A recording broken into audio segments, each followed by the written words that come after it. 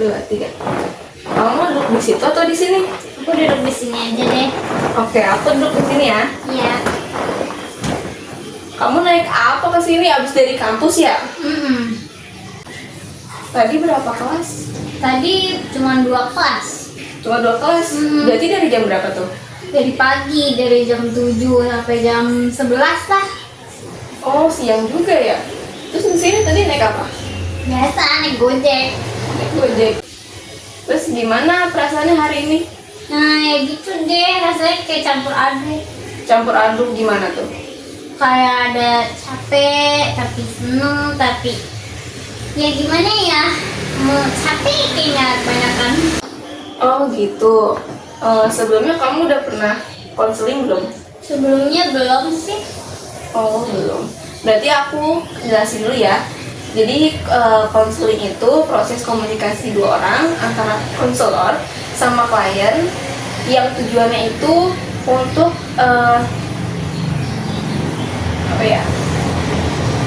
untuk mengatasi permasalahan klien. Kayak misalnya, pokoknya apapun perasaannya deh diceritain di sini. Terus kalau konseling ini punya asas. Pokoknya di sini ada asas keterbukaan, kesukarelaan, sama kerahasiaan. Jadi apapun yang kita bicarain di sini tuh aman, pokoknya nggak dibocorin deh kemana-mana. Oh gitu ya. Ada yang mau ditanyain dulu nggak? Enggak, udah paham kok. Oke. Berarti kita lanjut ya. Ya. Untuk sesi konseling ini sekitar 30 menitan. Coba di sini kamu ceritain dulu apa yang kamu rasain, kamu bilang, kamu ceritain apa yang kamu rasain hari ini atau hari-hari kebelakang. Ada yang mau kamu sampaikan nggak di sini? Ada sih, kayak saya tuh ngerasa kayak tugas kuliah tuh banyak banget, terus kayaknya sulit gitu. Kadang saya mikir kayak harus sempurna dalam setiap tugas atau ujian gitu. Kalau enggak tuh saya takut gagal dan nggak akan berhasil.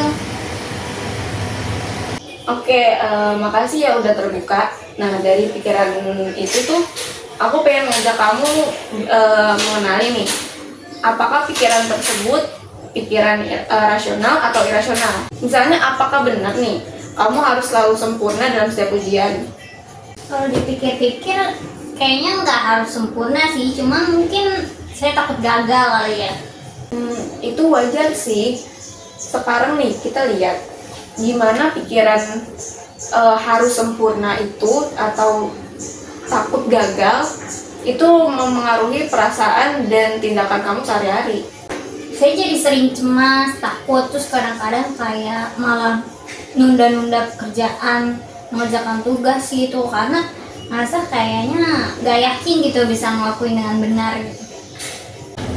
Itu yang kita sebut konsekuensi dari pikiran irasional tadi.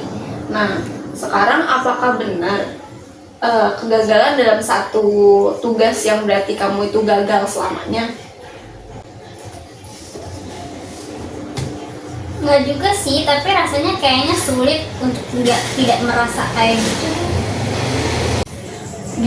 Gimana kalau kita ganti pikiran itu dengan pikiran yang lebih rasional? Misalnya kayak, saya akan berusaha sebaik mungkin dan jika gagal itu kesempatan untuk belajar dan memperbaiki diri. Bagaimana menurut kamu? Saya rasa itu lebih masuk akal sih ya, dan bisa ngebantu saya merasa lebih baik dan lebih tenang mungkin. Bagus sih. Selain itu juga bagus. Selain itu aku juga mau sharing nih, masih informasi bahwa kita itu bisa pakai teknik yang namanya relaksasi sederhana. Itu seperti pernapasan, teknik pernafasan kayak misalnya kamu tarik nafas sampai berapa ya, 3-4 detik, lalu kamu hembusin nafas sama kayak kamu narik nafas. Itu kamu lakuin mungkin sekitar sampai kamu ngerasa lebih tenang. Lalu kamu juga harus bikin nih kayak strategi manajemen waktu. Misalnya kamu menata jadwal dari awal kamu bangun pagi sampai kamu pengen tidur. Itu kamu tata dari jamnya sampai kamu ngapain di jam itu. Pokoknya dari awal bangun tidur sampai mau tidur lagi. Apakah kamu siap buat nyoba? Aku siap, kayaknya aku pengen deh belajar supaya stres aku mungkin bisa berkurang. Untuk latihan di sesi ini, aku pengen kamu bikin strategi manajemen waktu, sendiri. Pokoknya mulai dari pokoknya yang strategi kamu kayak bangun tidur terus sampai tidur lagi, sama strategi kamu mengelola deadline tugas yang paling prioritas. Jadi misal kayak laporan apa gitu, terus kamu kasih deskripsi di situ, itu tuh prioritas yang harus kamu kerjain. Jadi dari skalanya tuh dari awal yang prioritas banget sampai ke bawah yang bisa nanti aja gitu. Oke, nanti kita akan diskusikan lagi hasil strategi manajemen waktu yang kamu bikin di sesi berikutnya. Oke, nanti aku coba bikin deh. Pokoknya ingat, kamu itu di sini bebas buat mengutarain apa ya yang kamu pikirin, apa yang ada di isi hati kamu. Pokoknya tanpa dihakimi deh pokoknya. Ya, gimana perasaan kamu setelah kita ngobrol-ngobrol dari awal? Aku sih ngerasa lebih lega dan kayaknya ada harapan deh buat aku bisa ngatasin stres itu. Oke, kalau gitu gimana perasaan kamu akhir-akhir ini tentang tugas atau terkait kuliah gitu? Sebenarnya sih aku sering ngerasa kurang percaya diri gitu. Aku ngerasa kayak nggak cukup gitu, baik dibanding teman-teman sebaya aku gitu. Terutama kalau ngeliat nilai-nilai mereka atau gimana mereka bisa ngikutin materi dengan gampangnya. Kadang tuh kayak aku ngerasa bodoh aja gitu, kayak takut gak bisa memenuhi harapan gitu. Makasih udah berbagi perasaan itu. Dan aku pengen kamu tahu kalau di sini kamu aman dan aku menerima apapun yang kamu ungkapkan di sini tanpa penilaian apapun. Jadi kamu boleh bercerita apapun yang pengen kamu ceritain di sini. Kadang aku ngerasa kayak sangat tertekan dan cemas gitu, takut sampai kadang sulit tidur, susah fokus. Rasanya tuh kayak beban itu makin berat gitu. Jadi sering membandingkan langsung di sini aja rasanya. Rasanya tuh kayak beban tuh makin berat dari aku, jadi kayak sering membandingkan diri gitu sama orang lain. Oh, jadi kamu ngerasa kayak tertekan dan cemas gitu ya karena beban tugas. Terus kamu kayak membandingkan diri kamu sama teman-teman kamu ya?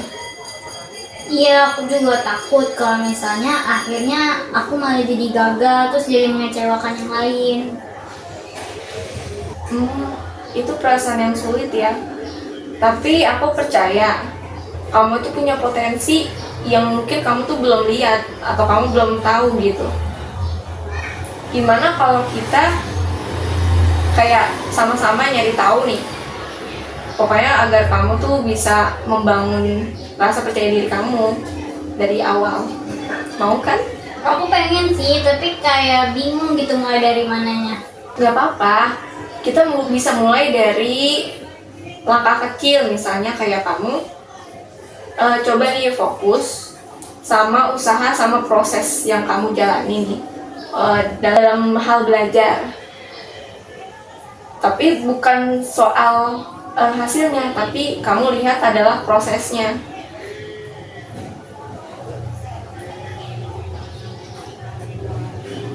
Aku juga bakal dukung kamu kok, apapun yang kamu ungkapin, perasaan atau apapun itu. Gimana menurut kamu? Aku rasa sih itu sangat membantu ya. Aku juga kayaknya mau belajar dari mulai dari awal untuk menerima diri sendiri, kayak jadi nggak terlalu keras gitu sama diri sendiri. Itu langkah yang sangat bagus ya. Dan ingat kamu itu nggak sendirian, dan aku di sini bisa mendukung kamu ngejalanin proses ini sama-sama. Jadi sesi konseling berikutnya nanti akan kita diskusikan lagi ya. Terus selanjutnya kita akan bahas evaluasi gimana kamu perkembangan yang kamu sudah lakukan. Jadi nanti kamu bawa file atau apapun itu, kamu mau tulis di kertas atau dimanapun, tabel strategi manajemen waktu kamu. Oke, jadi sesi konseling hari ini kita cukupkan di sini. Terima kasih dan sampai jumpa di sesi konseling berikutnya. Baik, terima kasih. Assalamualaikum. Waalaikumsalam. Ayo silakan masuk. Ayo mau duduk di mana? Di sini aja. Oh, kayak kemarin ya? Iya. Ya udah, boleh. Silakan duduk. Berarti aku duduk sini ya. Iya. Gimana kabarnya hari ini? Lumayan baik daripada kemarin. Berarti kita udah berapa hari nih? Dari habis sesi konseling kemarin, kira-kira 4 harian ya? Iya, kira-kira segitulah, sekitaran. Gimana kamu ada ngerasa perubahan nggak selama 4 hari ini? Lumayan ada perubahan, kayak stresnya lebih berkurang, terus lebih teratur, terus lebih bisa milih gitu prioritas yang mana untuk apa yang dikerjain dulu, lebih teratur lah hidupnya.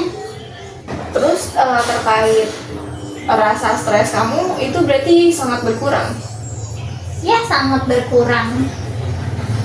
Apa kamu merasa bahwa itu karena kamu memanage waktu dengan baik atau gimana? Iya, karena aku udah memanage waktu dengan baik. Terus aku bikin ini nih. Ini tugas yang kemarin kita omongin ya? Iya. Coba lihat.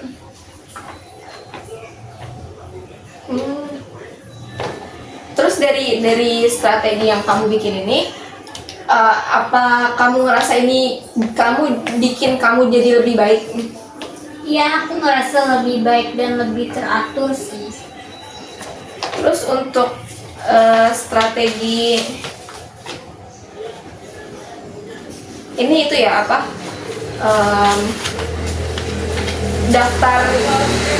Daftar tugas yang prioritas ya? Iya.